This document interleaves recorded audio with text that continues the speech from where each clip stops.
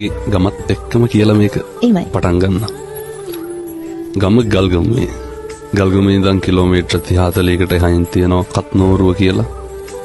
හරියට වල්ලලි හැම ඉන්න මේ පැත්තේ. කත්නෝරුවේ මම ඉපදුනේ 1998 ජනවාරි මාසේ 26 වෙනිදා. පැවිදි වුණේ 2007 මැයි 26 වෙනිදා. එහෙමයි. පැවිදි වෙනකොට මට වයස අවුරුදු 9යි. ඉස්කෝලේ ගියේ කුඩා කත්නෝරුව සිද්ධාර්ථ විද්‍යාලයට. ගෙදර ගාව ඉඳන් බොහොම පොඩි දුරක් ගමේ ඉස්කෝලේ. ගමේ ඉස්කෝලෙන් මූලික අධ්‍යාපනය ලැබලා ඔය නිකවරටියේ තියෙනවා පිරිවනක් සමදරාපිටිය ශ්‍රීපාලිත විද්‍යායතනය කියලා. එහෙමයි.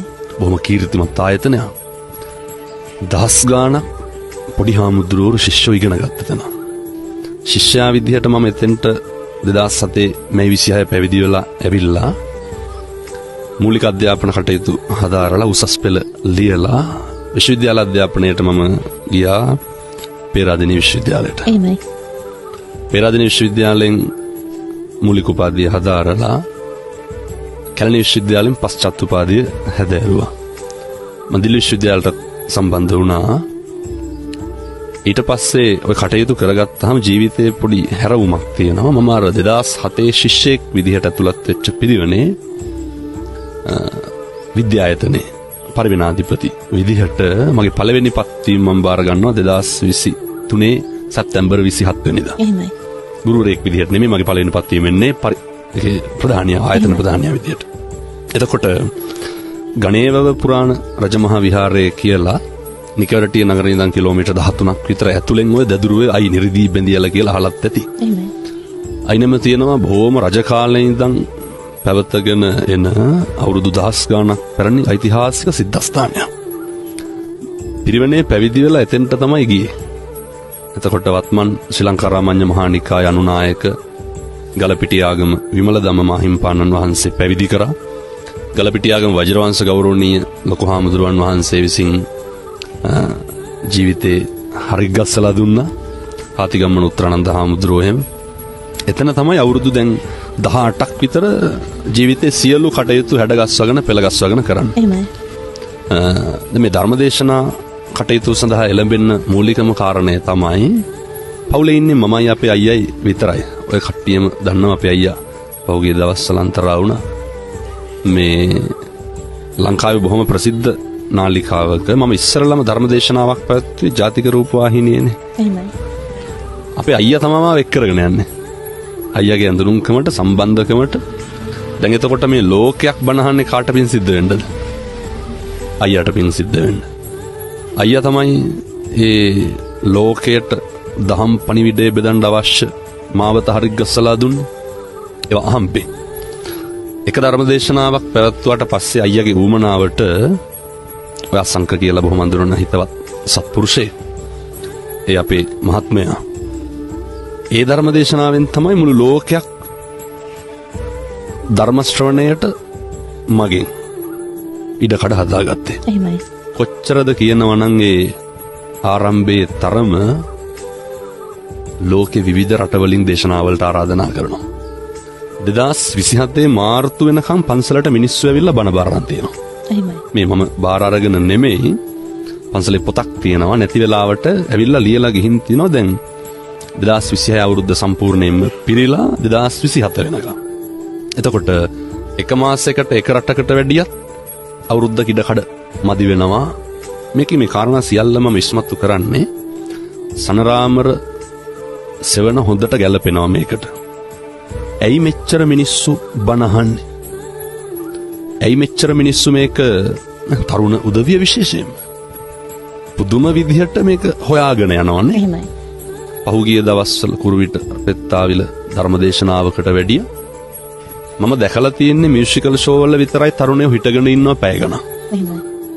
පැය දෙකක් විතර පොද වැස්සේ මේ තරුණ මහත්තුරු ඒ තරුණ ළමයි දඩබ්බර වයසනේ හිටගෙන ඉන්නවා දහස් ගාණක් පාරේ. මොකටද? බනහන්න. එතකොට දැන් තරුණයන්ගේ වැරද්දක් තියනවද? නැහැ. එතකොට මොකටද මිනිස්සු මෙච්චර පොරකකා දින ඉල්ලන්නේ? මිනිස්සුන්ට බණ අහන්න. මිනිස්සු අවුරුදු ගණන් බලාගෙන ඉන්නේ මම එනකන් බණක් අහන්න. එතකොට පින්නතුනේ අපිට හැඟෙනවා තේරුම් යනවා මිනිස්සුන්ට බණ අහන්න ඕනේ. ඒකෙන් පැහැදිලි වෙන කාරණේ තමයි මිනිස්සු පිච්චෙනවා. එහෙමයි. මිනිස්සු ගැටලු වල ඉන්නේ. මිනිස්සු හරි ආතතියෙන් මිනිස්සු හරි පීඩණයෙන් ඉන්නේ. ඒ ආතතිය සහ පීඩණය මත මිනිස්සුන්ගේ භාවයන් ක්‍රියාත්මක වීමත් එක්ක හොඳ නරක තීරණය වෙනවා මිසක් කල් මිනිස්සුන්ගේ වැරද්දක් නැහැ. ෆොටෝ එකක් වුණත් ලස්සන අර රැන්ඩම් කියනව නේද? අනුත්සාහකව කෙරෙන දේවල් අර ජීවිත පරිඥානයත් එක්ක ගලපනකොට ඒක හරි ආකර්ශනීයයි. පොඩි කාරණයක් කියන්න බැරි වුණා. මේක අරුමයක් නෙමෙයි මගේ වාග් විලාසය.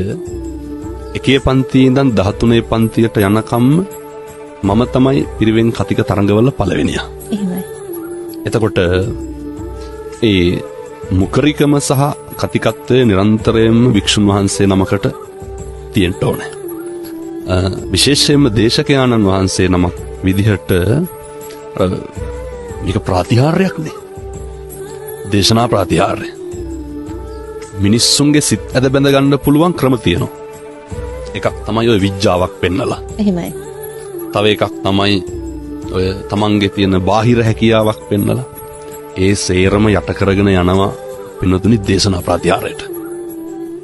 තථාගතයන් වහන්සේගේ දේශනා ප්‍රාතිහාර්ය නොතිබෙන්න 62ක් මිත්‍යා මතවලින් ගහන වෙච්ච ඒ ඉන්දියාව මුළු ලෝකෙම මේක වැළඳගත්තේ. මූලිකව කියන කරුණ මිනිස්සුන්ට බොහොම සරලව තේරුම් යන්නට තථාගතයන් වහන්සේගේ තිබ්බ දේශනා විලාස ක්‍රම අතරින් උන්වහන්සේගේ ශ්‍රාවක පුත්‍රයන් වහන්සේලා හැටියට භික්ෂුන් වහන්සේලා වන අපිට හදාගන්න උත්සාහ කරන්න ඕනේ. නමුත් අනුත්සාහක වෙනවා නම් ඒක හරි අපූර්වයි. අල්ප මාත්‍රයක් හෝ වේවා අප්‍රමාණ කරුණාවකින් මේ කාරණා කියනවනම් එහෙමයි. අයකට අර කියන්නේ අවංකකම කියන එක තියෙන්න ඕනේ. ඕක හදාගත්තේ කොහොමද? මිනිස්සු ගොඩක් අහනවානේ නේ හාමුදුරු බණ කියන්න සල්ලි ගන්නවා කියලානේ. එහෙමයි. මම කවදාවත් ධර්මදේශනාවකට මිලක් නියම කරලා නැහැ. එතකොට කියයි ඒක නුගත්තට වාහනේ හයර් එක ගන්නවනේ කියලා. නෑ මිනිස්සු එහෙමයි. එහෙමයි. අපි තමයි කියන්නේ දුර බලලා අපේ රියදුරු මහත්තයා කියන්නේ ඒකට ගැළපෙන ප්‍රමාණයක් දෙන්න කියලා. ඒකට උචිත මුදලක් නියම කරන්න. එතකොට මේ මිනිස්සු දැනගන්න ඕන කාරණා මේ ලාභ පුද්ගලික ලාභ ප්‍රයෝජන මත ධර්මදේශනා නොකිරීම ඒකාතක ආශ්චර්යයක්. මේක මිනිස්සු වැළඳ ගැනීම. මොකද මිනිස්සු බලනවා හැම වෙලේම රහාමුද්රු උසාවි වල නඩු කතා කරන්න ලෝයස්ලා අරගෙන යන්නේ. එහෙමයි. සල්ලි දීලා ලෝය කෙනෙක් ගන්නවා. නඩුව කතා කරලා ඉවරුනාට පස්සේ ඒක ඉවරයි නැතනේ. එතන ඉවරයි. බණ කියන ඒවා එහෙම වෙලා බෑ. ඒක අර හාමුදුරු කෙනෙක් සල්ලි දීලා අරගෙන ගිහිල්ලා බණක් කියවනවා ඒක සමානයි අර ලෝය කෙනෙක් අරගෙන ගිහිල්ලා නඩුව කතා කරලා යන එකට.